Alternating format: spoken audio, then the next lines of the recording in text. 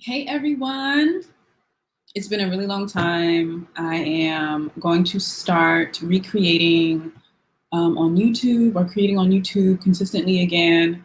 It's good to see you guys in the chat. We have the lovely Afri. Not only that, but they don't want you to date up either. Great observation. And we have Mocha Mommy. Hey Mocha Mommy. True, they don't want you to be happy. Okay, anyway, so let's get into the topic. So I was inspired to do this live based off of Uppity Unicorn's recent video. And in that video, she featured a very renowned professor at Stanford University, Black man. What is his name again? Hold on, let me put the screen up. Okay. Oh yes, Rick Banks, Professor Rick Banks at Stanford University. Okay, Richard Banks. All right, and so shout out to Uppity Unicorn for inspiring me to make this video, but she brought up some gems. She displayed some gems that I just had to jump on. I just had to share them again, okay? So let's watch this video, and I'm just gonna be stopping and making comments in the middle.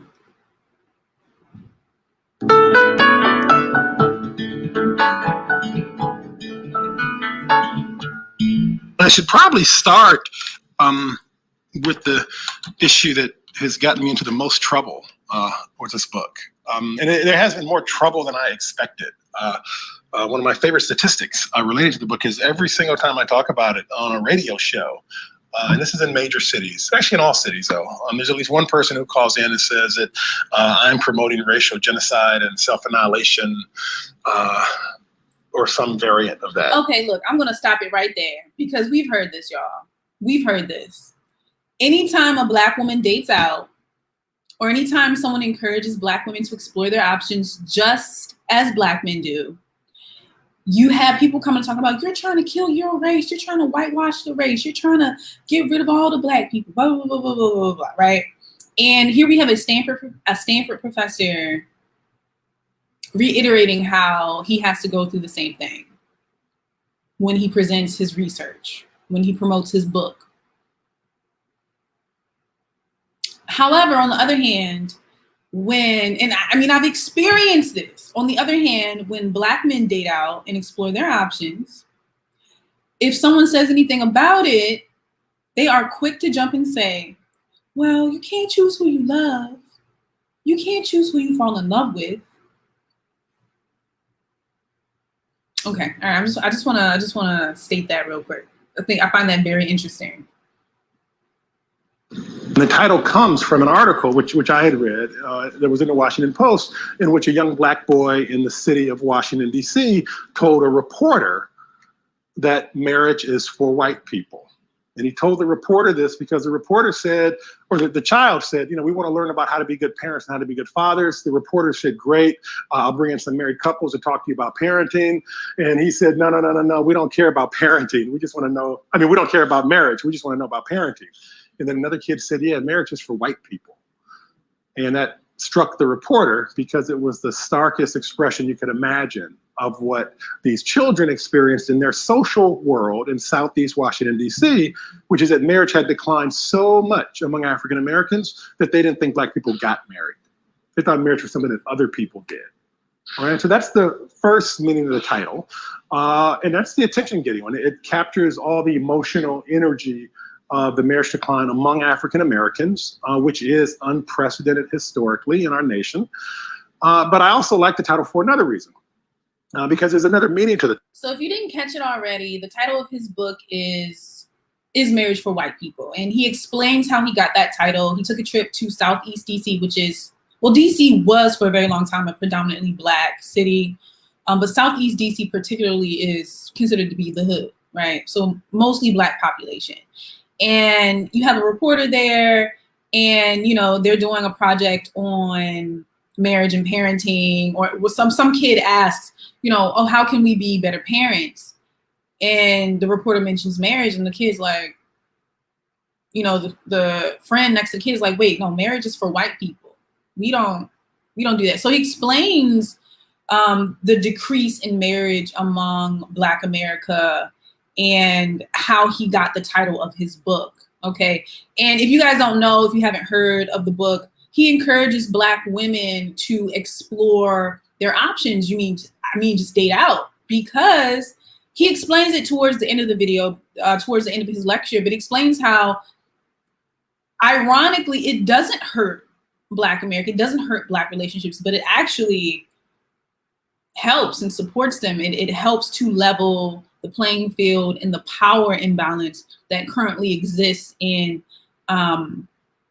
hetero relationships in Black America. So let me look at some of these comments. Hey, everybody. Hey, Nyasha. Hey, Denise. Hey, girl. It's good to see you. Oh, actually, okay, wait. Here's another thing. If y'all wanna, if y'all wanna come up and say something, I'm gonna drop the link here. So if you click this link right here, you can come up and have a conversation with me.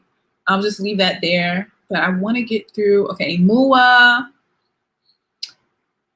Oh my gosh. Sorry for being off topic, but can you make a video on what college degrees careers are great for women, especially when you dislike math and science? Girl, I don't know. I would say go for information science, UX, UI design, because you can be creative, but you're also in computing. So that means there's plenty of money, and they're desperate for women, especially women of color too. Just computing. Figure out the least techie thing in computing and do it, because that's what I did. You can get paid, seriously paid. There will always be opportunities. You said you're getting into college, still don't want to be a pick-me. Just make sure your standards are high and you make sure you get what you want, okay? Before you give anything. Hey, Ama. Hey, Real Deal, what's up? Notice that he is in a room full of white people. Oh, but he's touching the lives of Black women everywhere, trust me. I missed you too, Ama. I missed you too. Thank you, Real Deal. Alchemy Goddess, hey girl, you caught your first live? Yes. Okay, so anyway, if you guys want to come up, here's the link. Y'all, I have been away from YouTube for a long time because I just bought my first home / investment property. So, I mean, like, as you can see, the setup's much better. So I've just been busy renovating and all that stuff. But yeah, let's get back to the video. The title. We could also think of the title as, you could think of the title as, is marriage for white people but not for Black people? But you could also think of it as, well, is marriage even for white people? Right? So a white person could look at the title and say, oh, you're asking, is marriage for me? And they usually have an answer. No, yes, you know. And that's intentional, that it has that secondary meaning. Is marriage even for white people? Because the goal of the book, the sort of starting point of the whole project, is to connect the experiences of African Americans to the experiences of all Americans. There are three big issues that I highlight. One is the marriage decline. Marriage has declined throughout American society during the past half century. That decline has been greatest among African Americans. Nearly 70% of Black women are unmarried, but white women too are more likely than ever to be unmarried. For African Americans in particular, the marriage decline spans the socioeconomic spectrum, so that even when you look at college-educated Black women, they're more likely to be married than less educated Black women, but they're less likely to marry than their white college-educated counterparts. Okay, so I'm gonna stop it right there. I'm gonna make a comment. I'm gonna address some of these chats. But he talks about the first issue he brings up is the decline in marriage. And understand, please understand this. And I just think we don't do a good job of explaining why the institution of marriage was created to begin with. For thousands of years, marriage has been about merging kingdoms, creating political alliances, merging wealth, bringing families together. It has been about consolidating power, whether that be political power, social power, economic power. That is primarily what marriage has always been about. I mean, it has never been about love, right? And he goes on to explain further in the video that relationships are more of a negotiation. It's not like, oh, you know, we look into each other's eyes and we just fall in love. We love each other. No, it's a negotiation, right? You provide something that I don't have. I give something that you don't have. We are better off. Okay. Hey, Real Deal, what's up? Yo, can you hear me? Yeah, I can hear you. Okay. Okay. Respect to what you're doing. I definitely respect the fact that you actually got your first commercial property building. But when it comes to pertaining to the topic, alliances is definitely made. Definitely, it's all about the structure of what opportunities is to come. Because right now, everybody heard of the $10 billion Goldman Sachs fund for Black women, which I definitely respect. It's going to help increase the GDP in the Black community and also help a lot of families that are in aspects of in need when it comes to 1 million Black women. Mhm. That can be around 4 to 5 million Black people due to the fact of children or people that's inside the family. $30 billion is going to be sent to the JP Morgan Trust, another opportunity Black women need to pay attention as well. So diversifying your opportunities and doing what you need to do, I have nothing against it. I actually tell people all the time, take out ads.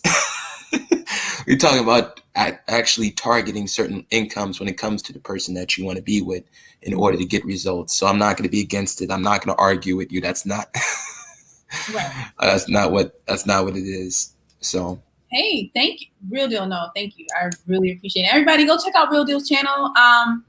That is his name, Real Deal Financial. You can check that out. It's actually this way.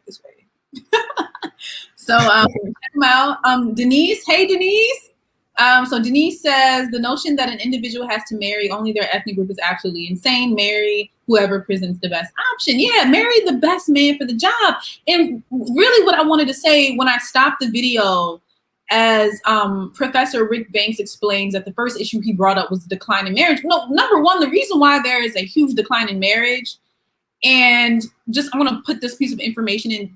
I don't know if you knew this, but over 90% of divorces initiated are by college educated women. Like when you get into the demographic of college educated married women, when divorces happen within these relationships with these college educated married women, 90% of the divorces are initiated by the women. It's because marriage was a tool primarily for women to gain financial stability. Up until 1970, women were not allowed to have bank accounts. Women were not allowed to take out mortgages. Women were not allowed to have credit cards. Women's access to financial tools was very, very limited. So they needed a man. like the 80s was the start of the corporate woman. That was the start of where you had multi-million-dollar Black women CFOs, not CEO, but just a CFO. So all that situation pretty much became where women has the ability to be able to make a lot of strategic plays. I just got done talking on the phone with one of my clients. Her stock account is literally at the 8-figure mark, just doing business with me. So that's why she also want to get your information, because she saw one of the videos that we did 4 months ago when it came to stocks. But to get on point, the 80s was like the revolutionary tale of women getting the monies, women actually dominating. The 90s pretty much solidified it. The 2000s became a shift where women start making more money than the dude. Right. And to think that it started in the 80s, while just one decade prior, in the 70s, they weren't even allowed to have bank accounts. Women legally could not have a bank account in their own names. So to think that from the 70s to the 80s, in the 70s, you can't even have your own bank account. And in the 80s, you finally let into the corporate world and you dominate it. You tear it up. I mean, there's a reason for that. But going back to Professor Rick Banks, understand that marriage has always been about consolidating power, whether that be social, economic, or political power. And ever since women started to have better access to financial tools, men became less relevant, less needed, less necessary. Okay, especially in Black America, because I mean, for the most part, Black Americans, Black males, they haven't accumulated as much power as other groups in this country. So let me. Well, that's because of the mindset. That's because of the mindset, universe. You see the mindset with a lot of these dudes. I am literally an outlier when it comes to the aspect of strategy and not being, how can I say, Yeah. being a complete blame of all the world's atrocities on women. Because I have literally seen most stupidest talking points actually get validated off of just dumb metrics and a lot of times made up stories. So a lot of the times it's dudes not focused on the right things. Certain things people can say it's systemic, but like the old adage say, you know, if you see it's hard, you got to work 3 times harder. That's all. So a lot of the times it's people not being informed.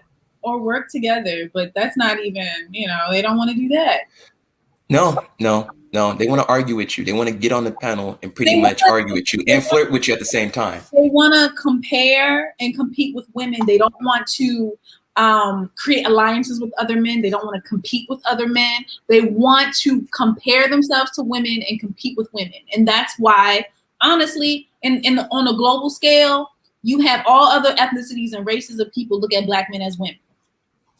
Because they want a black American men specifically, because you know there's foreigner Black men that do not even cooperate themselves with African American men. Because they know the mindset is either going to be slack jaw, lazy, or not ambition enough. It's either or, and it's very sad. It's very sad because at the end of the day, if we don't compete, then the women don't respect.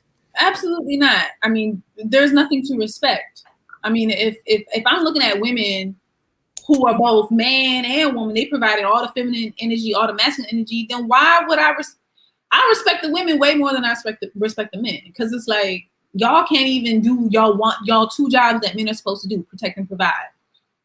Anyway, so Denise says, that's only on the type of man you choose. There are Black men that have acquired it for themselves. They're usually not Black American men, Denise. And the statistics show that. So we know that there are outliers. We know that outliers exist, but that's definitely not the majority. Okay, so Terrell. Hey, Terrell. Hey, how you doing, UniverseTrip? I'm good. How are you? Good. You ain't did a live stream in a long time. Yeah, I've been busy. Well, I've been really good that you did one. I just woke up, so. good. Denise, come up on the panel. Denise more qualified than me when it comes to this situation. What are you talking about? Terrell. Come on, Terrell. Read the title. Terrell. You should have been just listening in the chat. I'm actually giving out solutions when it comes to what I say. Why do you want when I'm talking is productive. Come on, bro. Terrell, how about you chill out in the back, get familiar with the topic, and then I can let you back on when you got something to say, okay? Okay, it sounds good. All right. Mrs. Gonzalez, come up on the panel. This is Miss Gonzalez, come up on the panel. Denise says she cooking. She ain't dealing with us. She cooking. She over there cooking. She could be on the phone. She could be on the phone while mute up. But anyway, okay, so I want to continue with the lecture from Professor Rick Banks. So we can talk about, because we haven't even gotten to the real juicy parts of this, man. Like, oh, he preaches. Okay, so let's get into it. So there's a racial gap in marriage that spans the socioeconomic spectrum. We see it among women. We also see it among men, right? Black men at every income and education level are less likely to marry than white men, even as white men are less likely to be married today than they were 40 or 50 years ago. For whites, white women are about 5 times as likely now to earn more than their husband compared to 40 years ago. 40 years ago, only a few % of whites earned more than their husband. Now it's about 25%. But among African Americans, we see an even bigger shift. And this is one of the statistics that's really startled me. Among college-educated Black wives, these are college-educated African American women who are married, more than half of them are better educated than their husbands. And that educational gap is very significant because education is more related to earnings now than at any time over the past several decades. Pivotal factor here in both of these developments is that although women are doing better, which is a good thing, men are doing worse. And this is especially the case among well, it's true generally, right? More women than men graduate college nationally, but it's especially the case for African Americans. Again, as a father of boys, right? These are all, this is part of it. This book was very difficult to write, right? Very difficult to write. Okay, so he states that as a Black male father, writing these facts down, publishing this book was very difficult for him because it would hurt any father to see their boys and be like, yo, the odds of you doing better than your women, than the women in your group are going to be pretty low, right? Let's see, Powerful Manifesto. I will put the link in the description. And here's another thing I want to state actually. So these are some lyrics from Kendrick, right? And a Black male introduced these lyrics to me, and I thought it was really interesting. I thought his interpretation was very interesting, and I wanted to share it. But in these lyrics, you have here a peace of mind. That's what the Asian said. I need a divine intervention. Okay, and then here in the next it says a piece of land. That's what the Indian said. I need the man telling me longevity is in the dirt. And then here, a piece of pussy. That's what the Black man said. I needed to push me to the limit to satisfy my hunger. Okay, I was like, what does this mean? Like, why are you sharing this with me? You tell me, y'all. Tell me what this man told me.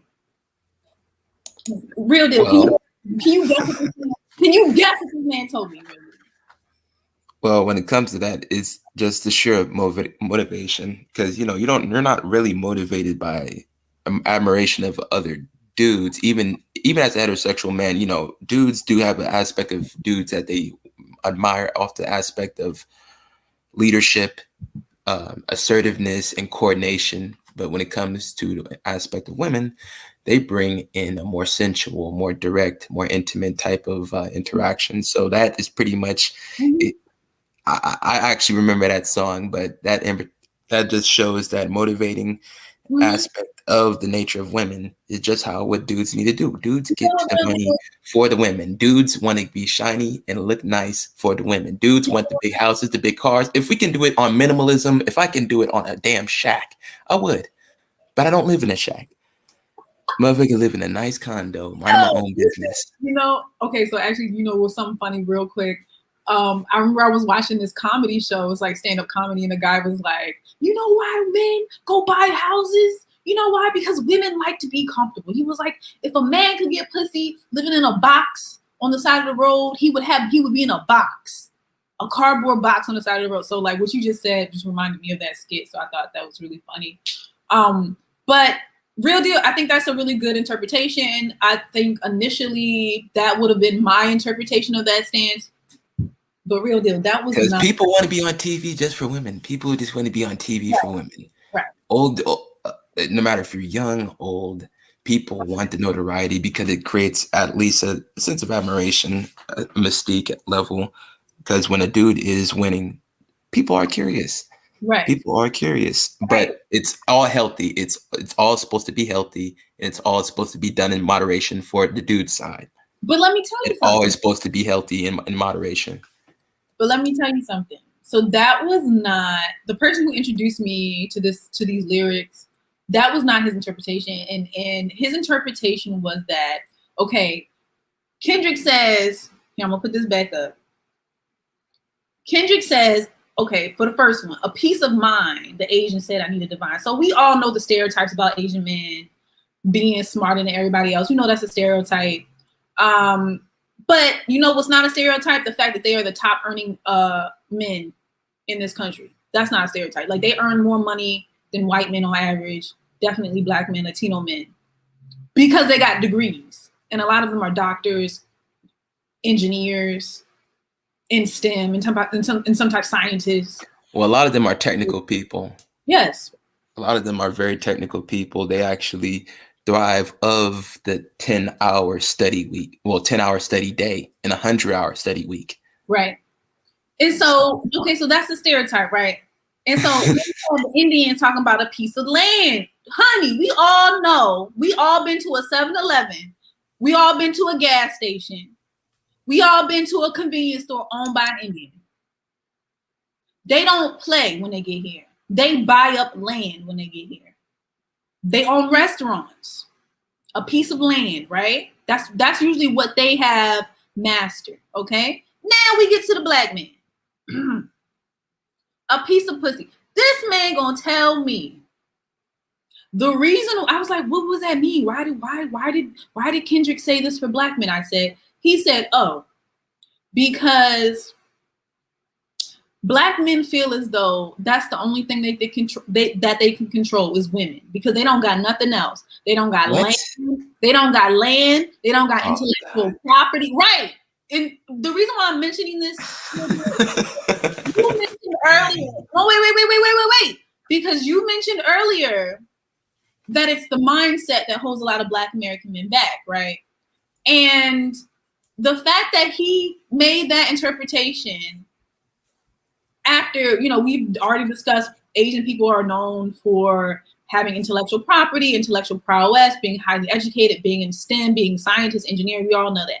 We all know that Indian people have a stereotype of, there's a stereotype surrounding Indian people owning gas stations, 7-Elevens, convenience stores, restaurants, all that land, right? And then I was like, well, why would Kendrick say a piece of pee for black men? He gonna be like, oh, because black men don't have none of those other things. And honestly, when you think about it on a global scale, black men don't own a bunch of land. They don't control a bunch of intellectual property. They don't get educated like a bunch of other groups of men, right? Well, that's the aspect. It was so sad in the fact that when he explained that to me, he was just, this is how it is. We gotta basically leech off of and live off of black women, because we can't get land on our own. We can't get intellectual property on our own. We can't get educated on our own. And I really do think this is the mindset that holds a lot of black men back, and it really decreases the amount of men eligible or marriage material for a lot of black women. That is such a low vibration. That is sad. It's horrible. And I was so disturbed when he said that to me, real deal. I was like, he thought it was funny. Huh? He thought it was funny. He just laughed it off. It just rolled off the tongue. Huh? Listen, he was not joking, and he did not think that was funny. He didn't think it was funny. Wow. He didn't. He was like, and I'm sorry. Like, it just makes me angry thinking about him, because this is the type of person that really will live off of women. Like, and he was living off of women, living at his parents' house in his 30s, trying to talk to me. It didn't got that bad, huh? It's horrible. It didn't got so uncontrollable. That's why I'm more harder on the dudes, because I know that the dudes need to be able to understand that everything that you do today affects you tomorrow, man. Like, I told you about this story all the time. Dude, 26 with 7 kids. And he wants me to pay his child support. He literally said that. Wait a minute. Because he sees my YouTube channel. He sees that he sees that women are on my channel getting funds, getting actually their credit repaired. I got my credit repair business, and he wants me to delete his credit deletions for free. Wait. And spend money on his child support. He's about $12,000 in arrears. $12,000 in arrears. So when it comes to this, I look at it as a low vibration mindset. Like, I was the dude, I was in the library. If I wasn't in the library, I was lifting weights. If I wasn't lifting weights, I was in the library. I was looking at stocks, bonds, trust, real estate, private holding companies, business credit unions to be able to get the business credit. But they thought that shit was boring. Now they starting to realize that they need all those components in order to be able to live just regular life, let alone trying to be able to beat inflation or trying to be able to scale up where you can access real estate properties off of, hard money loans or bank statement loans where you just leverage your personal income that's flowing in. All that shit was boring to them. But now they realize from my channel, men and women, mostly women on my channel, are getting mostly the help. Right. So everybody, if you're here, go check out Real Deal's Financials channel. His name's right here.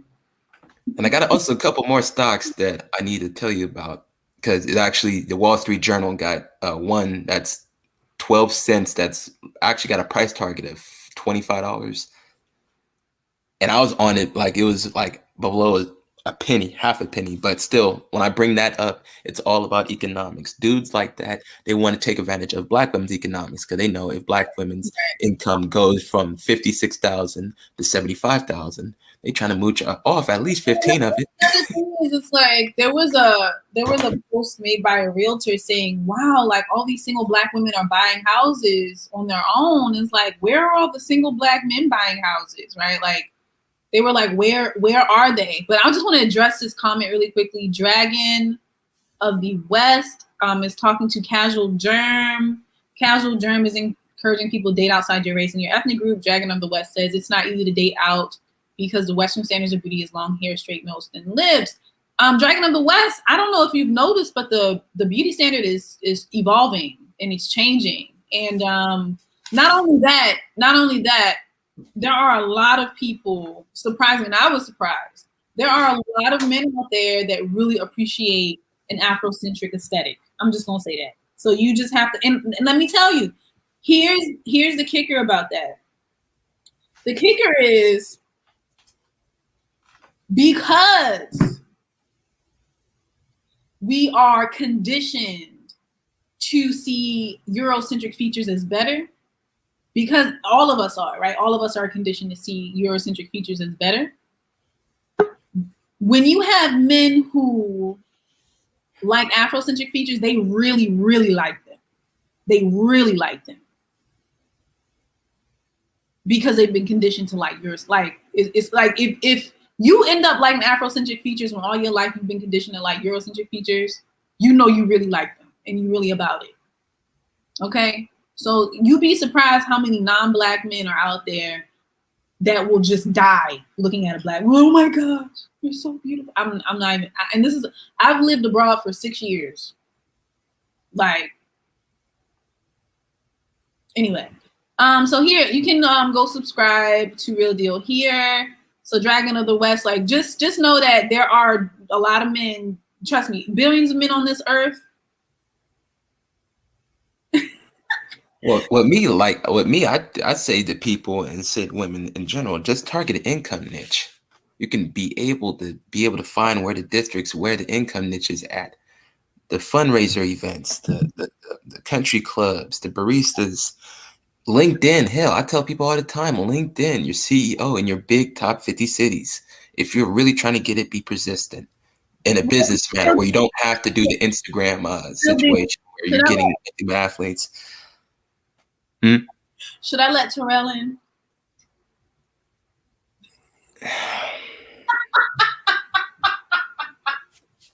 As your husband, I say yes.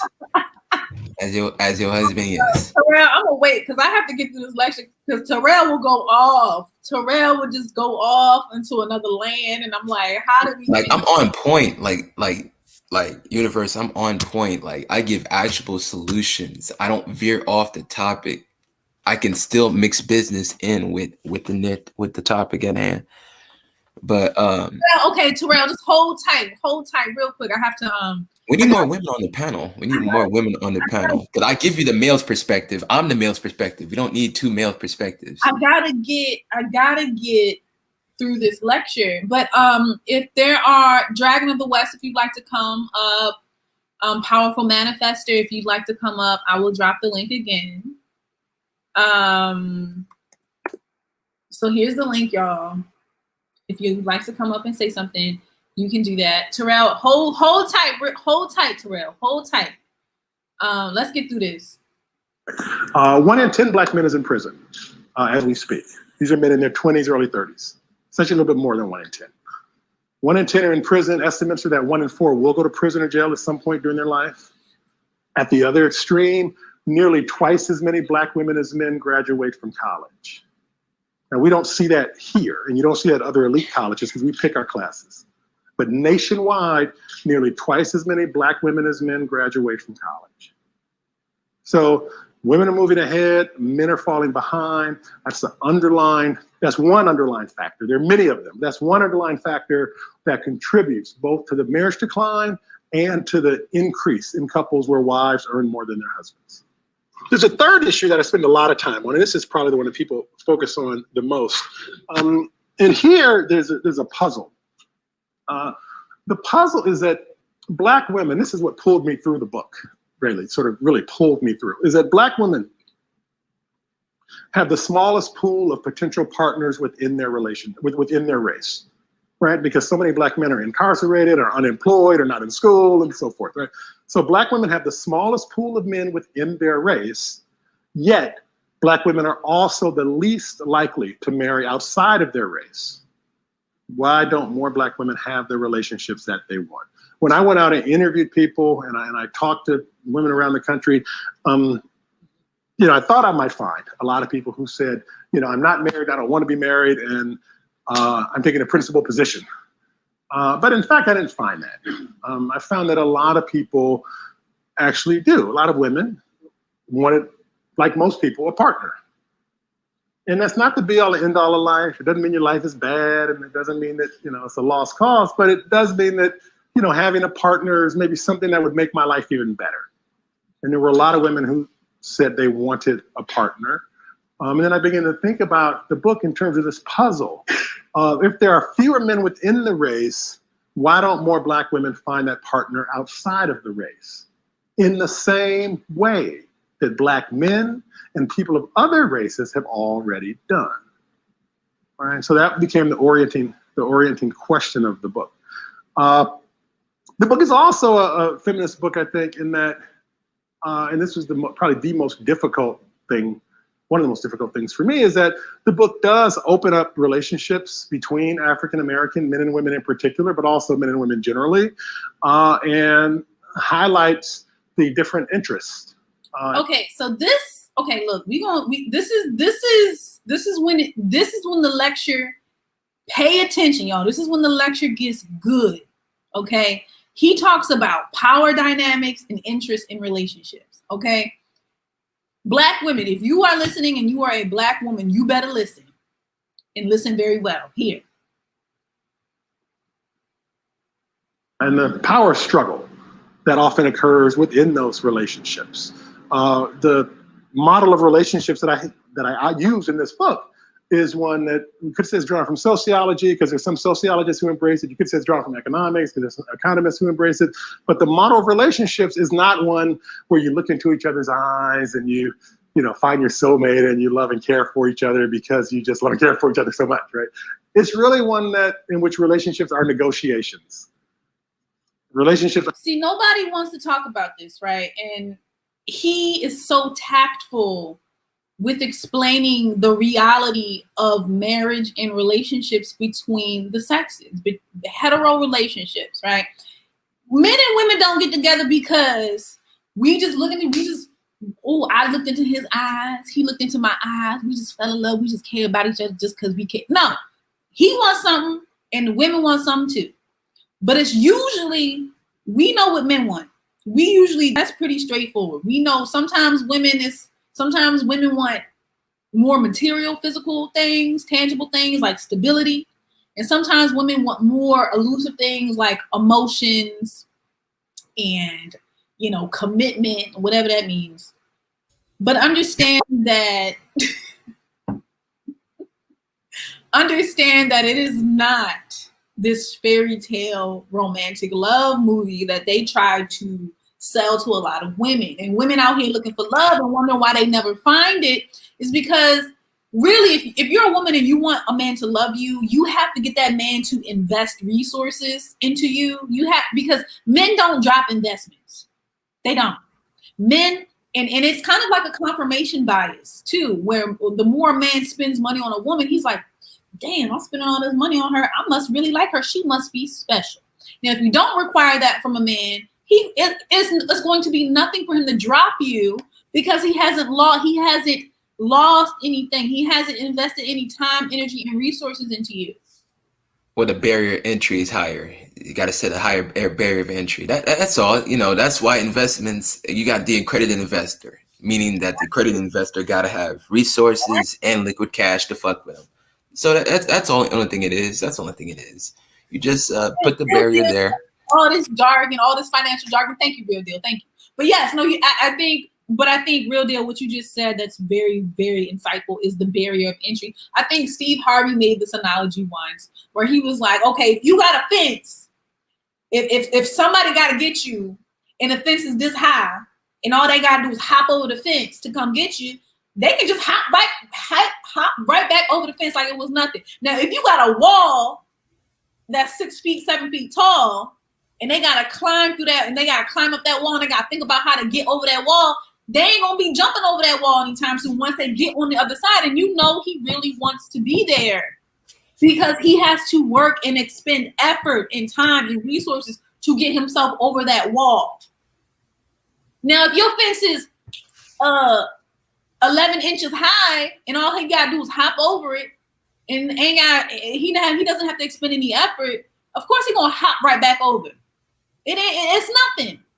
So this is why it is important to make these men invest in you. Ask for things. You need a stove, ask for a stove.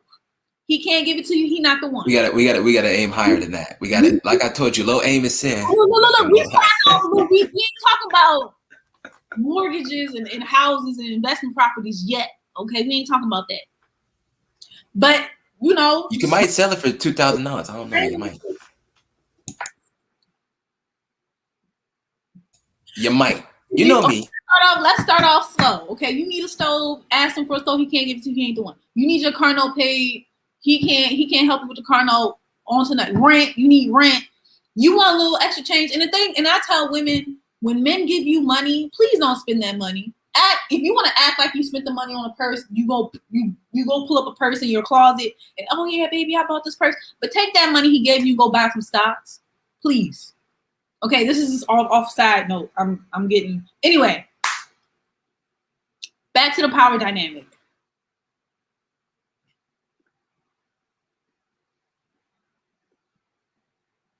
There are negotiations in which people act instrumentally to try to accomplish a goal. And as with any negotiation, the outcome of the negotiation depends on the power. Listen, okay, look, I'm sorry, I have to stop it again. He said relationships, when people form relationships, they're usually acting instrumentally to accomplish a goal.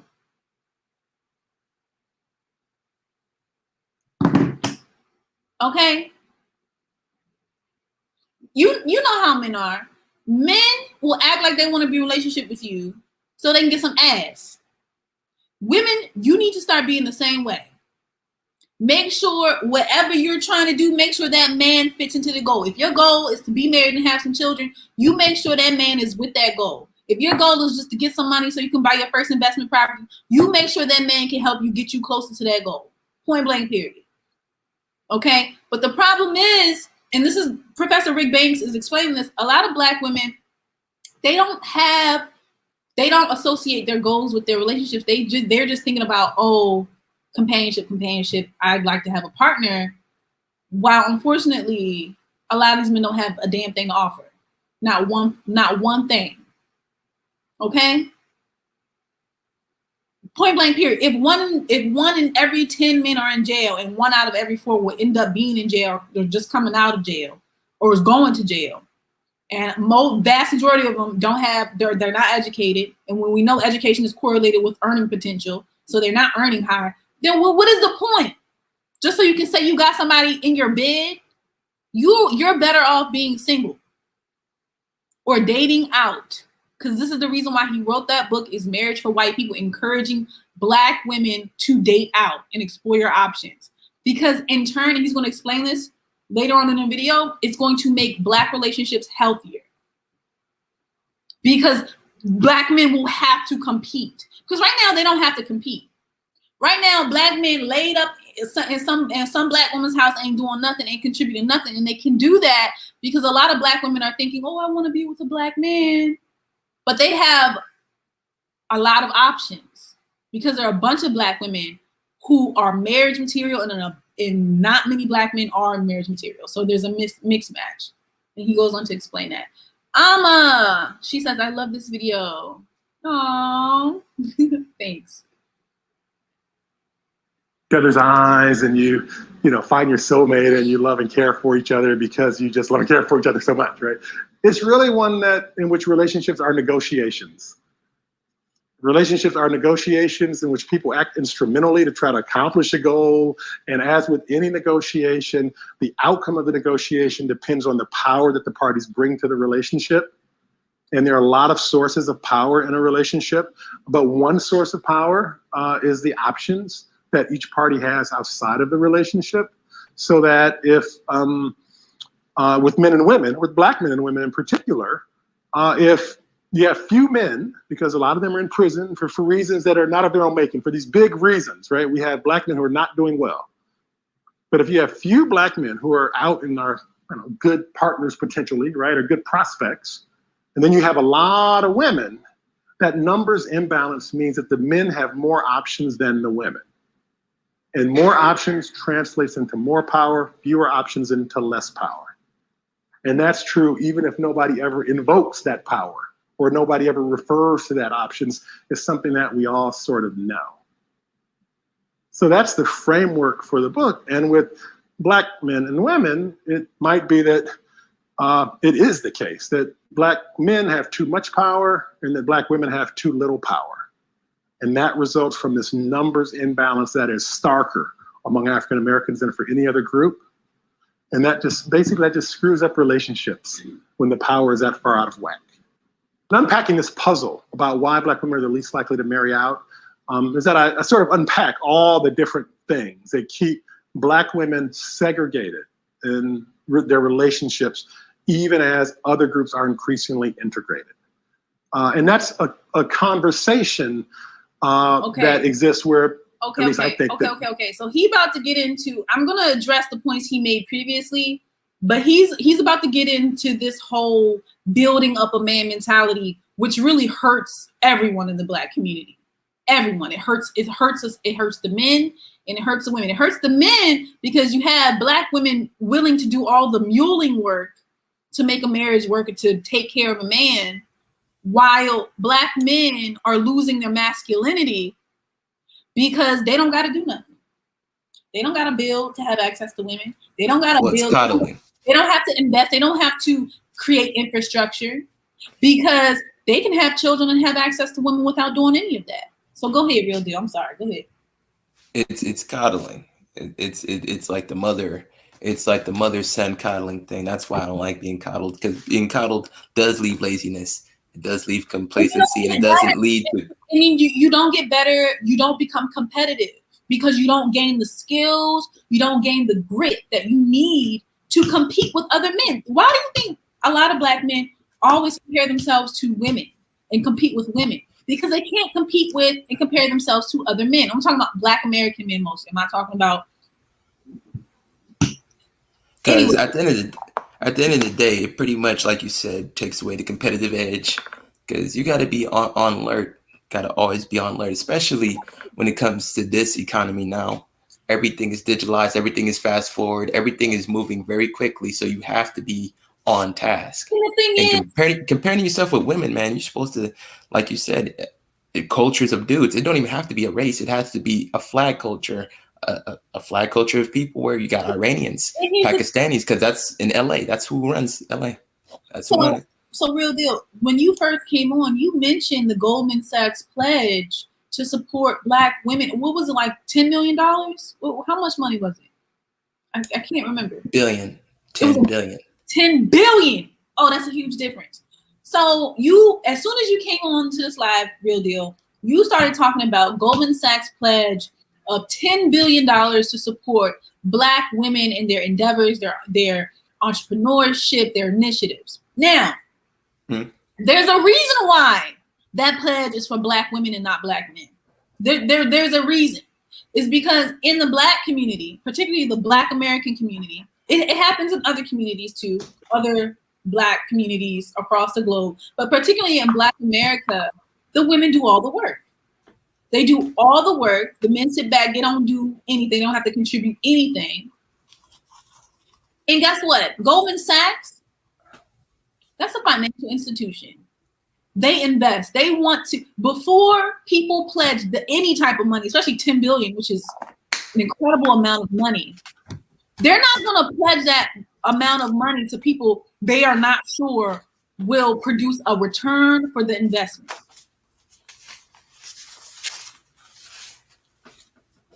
Look, and this is absolutely right. So Bree says, Black men steady looking for someone to help them, build them up, be lenient on them. They are very weak and coddled. That's why they aren't successful as a collective. Absolutely. And that's why that pledge went to Black women and not Black men. And the Black women need to focus on position themselves, making sure the credit is correct, making sure the LLC's in good standing, EIN, DUNS number, have everything lined up when it comes to their business trade lines, make sure the personal credit is always strong, always be diligent on it. If you need certain deletions and certain type of things, always make sure that your credit repair person can be able to can do it within 2 to 3 months. Shameless plug. It's not a shameless plug. It's not a shameless plug.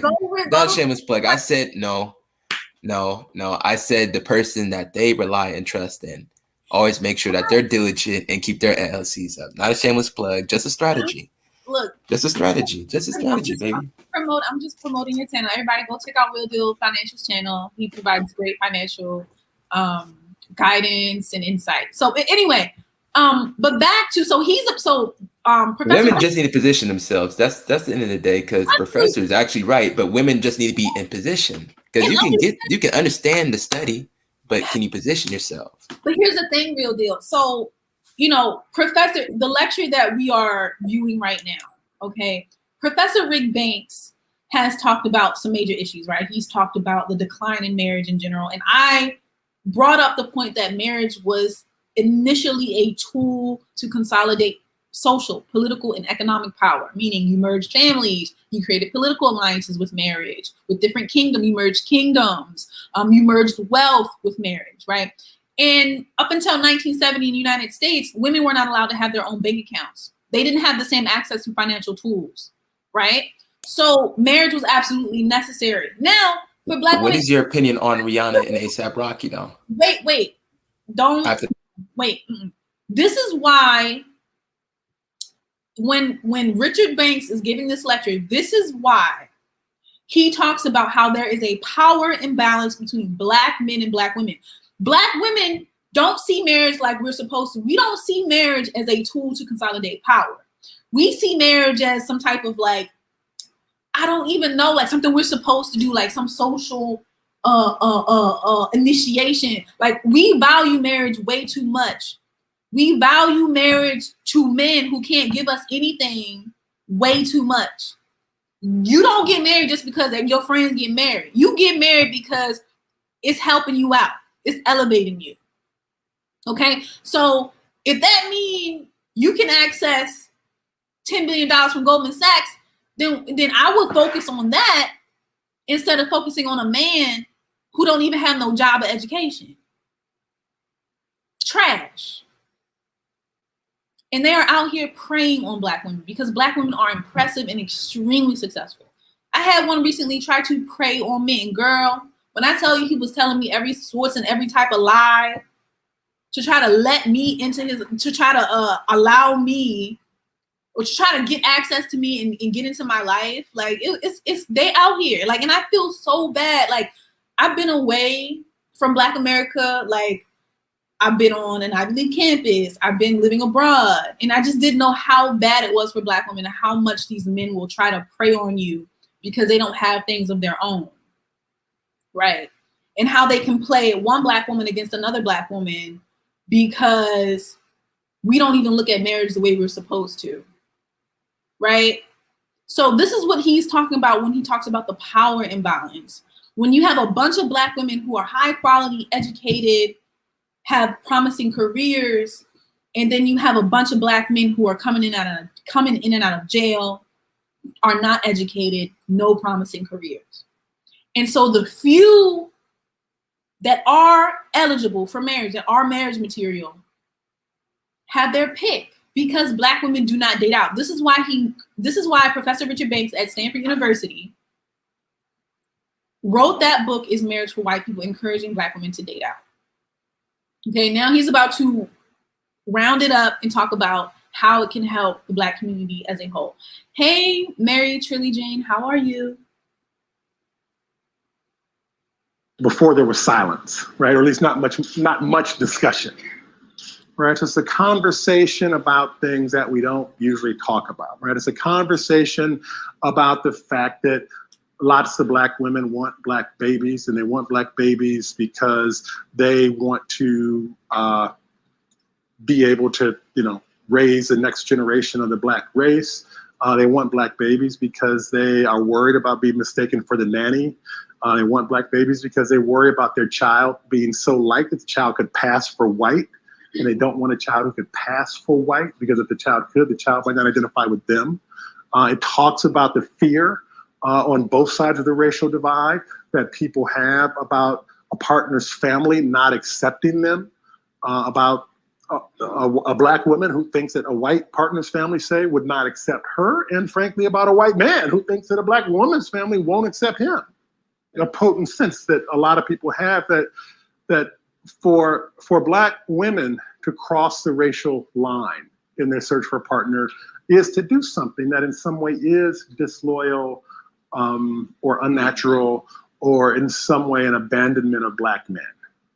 And certainly a lot of Black men feel that, but also a lot of Black women feel that, right? And this sense is accentuated by the fact that Black women are doing so much better than Black men, right? Nearly twice as many Black women as men graduate from college, and that it creates a tug on many to kind of, stand by the man, bring him along, uplift the race, progress together, rather than progress alone. Here we go. So Here we go with that build a man. Okay, Real deal. If you want to talk about that, I'm giving you the platform. But he said this idea, the fear mongering that happens in the Black community by telling Black women that, oh, you're not going to be accepted, blah blah blah. Something bad gonna happen to you if you date out, if you marry out. It turns Black women into Barbara the Builders, building up, instead of focusing on themselves and focusing on their own progress, with or without them. Well, me personally, on that racial aspect, I think that's just pretty much old 1910 boogeyman stories that passes on from great grandmama to your mama to the kids. So literally, that's just something that things are more evolved. I think a lot of scenarios is pretty much, how can I say, generational curses that's trying to limit people all together, because you have men and women that'll tell you that. You have men and women that'll have that opinion or that viewpoint, but do what you need to do, because at the end of the day, it's about you. It's about self. It's about pushing forward, though. Absolutely, but ladies, please don't build no man up. Please. No. I beg of you. Don't. Please. And he will resent you later on, and he will once you build him up, once you invest all that time, energy, and resources into him, he will go and take those resources, take the fruits of your labor and go spend it on some 20-some-year-old once y'all turn 45, 50, 55. Oh man, because he can't feel masculine around you, because he knows that you built him up. But that 20-some-year-old that don't know about you, she didn't see that man get built up by a woman. A lot of them are feminine. Any man that talks about building with you is feminine. And please do not allow those genes to be duplicated. We want to stop that. Don't do it.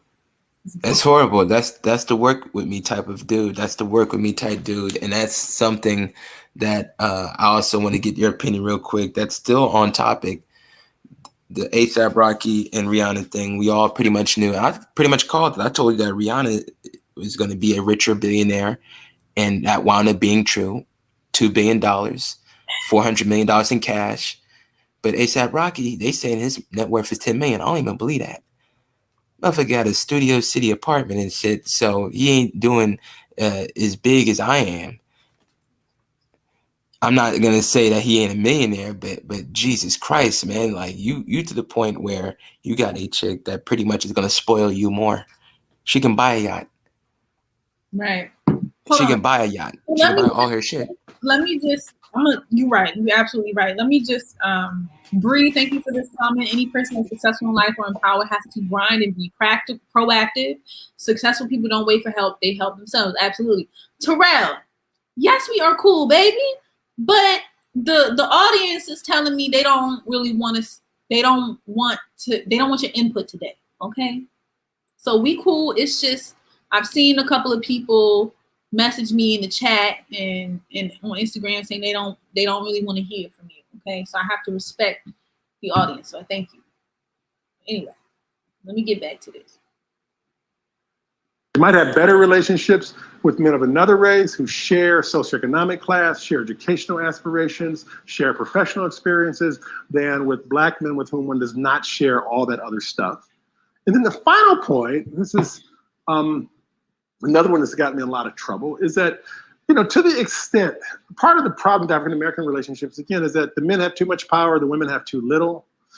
And when Black women expand their own options and counter that power disparity and create a more equal level playing field, so to speak, that might actually result in African-American couples having better relationships. Right, and that results in African-American couples having better relationships because, one factor, I think, and this is, one factor in the racial gap in marriage, even among the affluent, is that there's simply too many women given the number of available men. And when you have lots of women and few men, marriage rates decline because men more than women tend to prefer relationships that might be non-marital, non-monogamous, non-committed. Okay. He makes a great point. He talks about how when Black women date out, marry out, that in the long run, ironically and unexpectedly, will help marriages and relationships in the Black community. Because currently how things are right now, there are a large amount of marriageable women in the community and a very small amount of marriageable men in the community. So anytime you have a large number of women and a small number of men, these men have their option.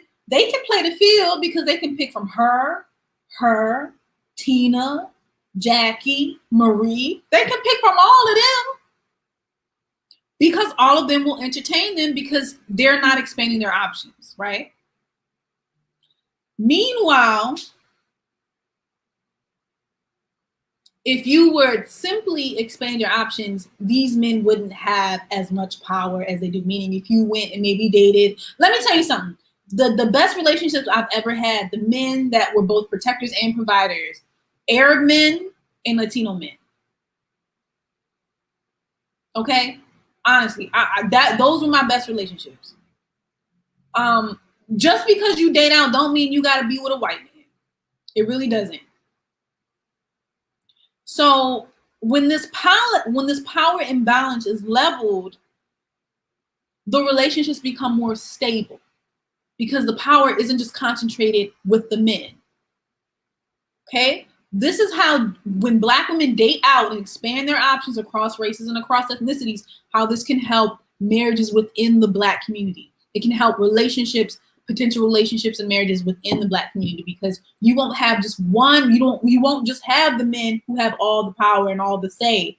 You won't just have the men being the deal makers and then the women only to be the deal takers.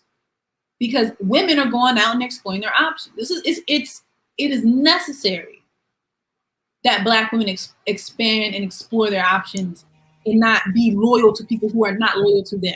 Go ahead. Well, they got to be the deal makers too. And sorry about the noise in the background. I got gardeners at the hotel, not at the house. But when it comes to situations like this, I'll make it very quick and abundantly clear. Women got to be the deal makers to negotiate the positions that they do go when it comes to upper class, upper crust type of individuals. That's all I got to say, because you got to be able to secure the deal where you can be able to work your way up.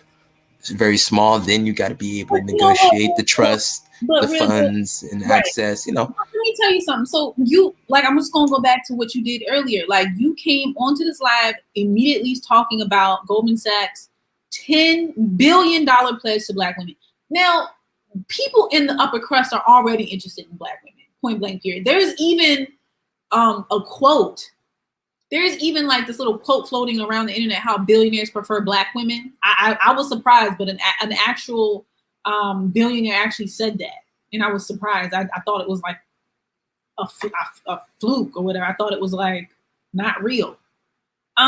It's really what Richard Banks is saying is that Black women have to be open to it. You know, like the options are already there. Black women have already proven themselves to be extremely valuable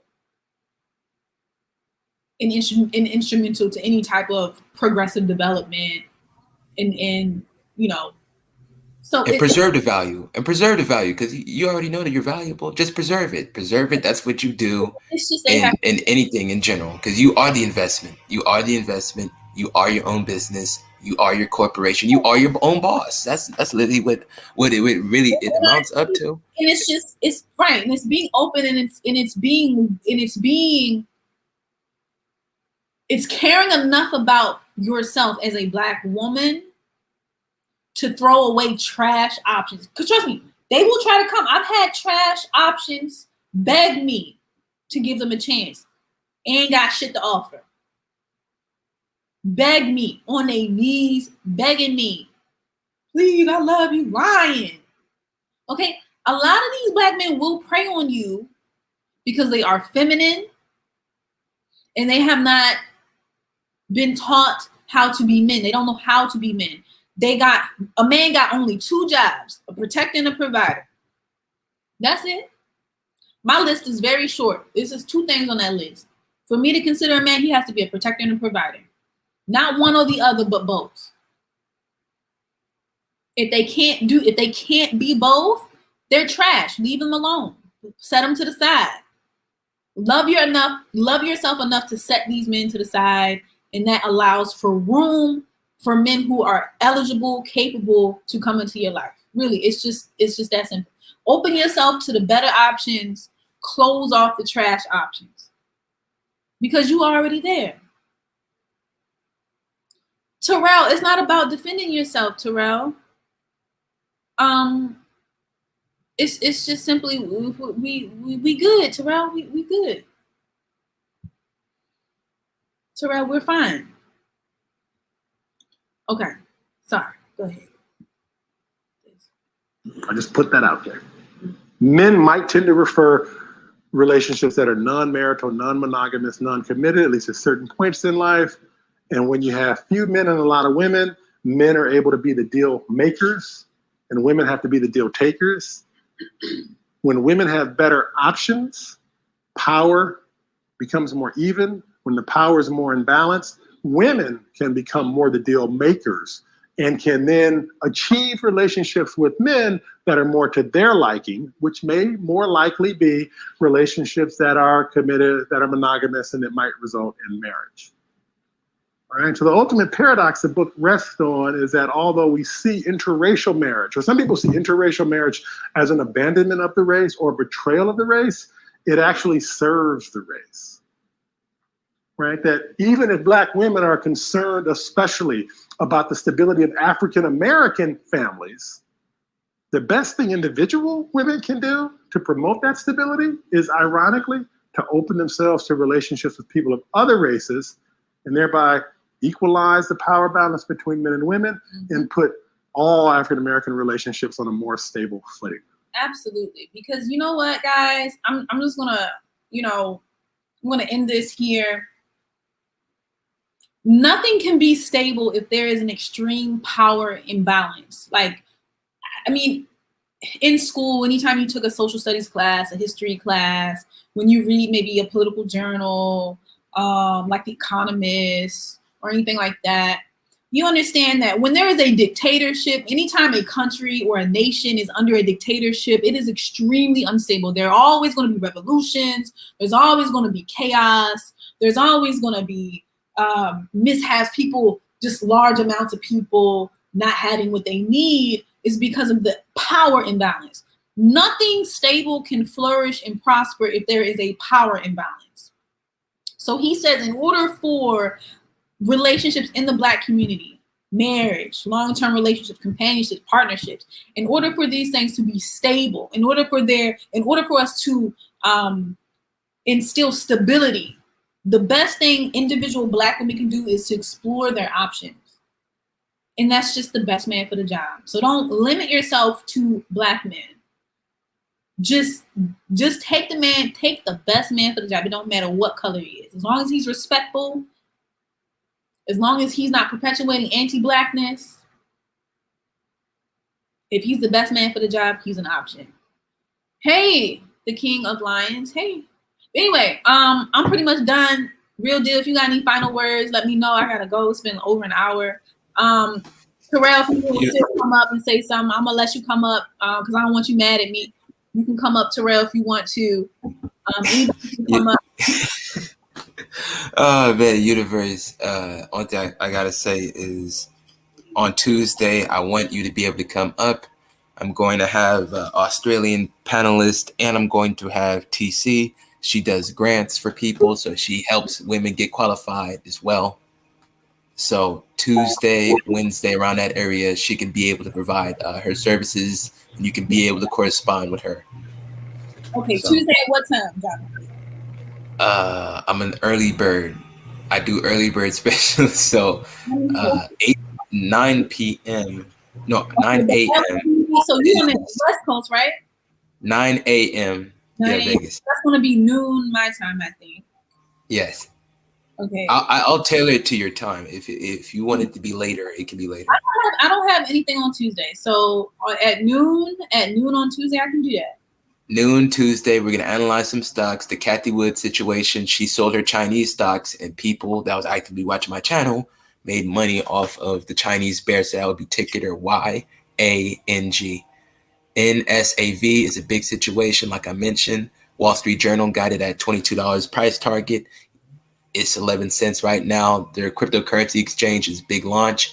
People are literally buying this up by the millions in volume. So please put that in your radar. That's from me to you, but I'm gonna get out of here.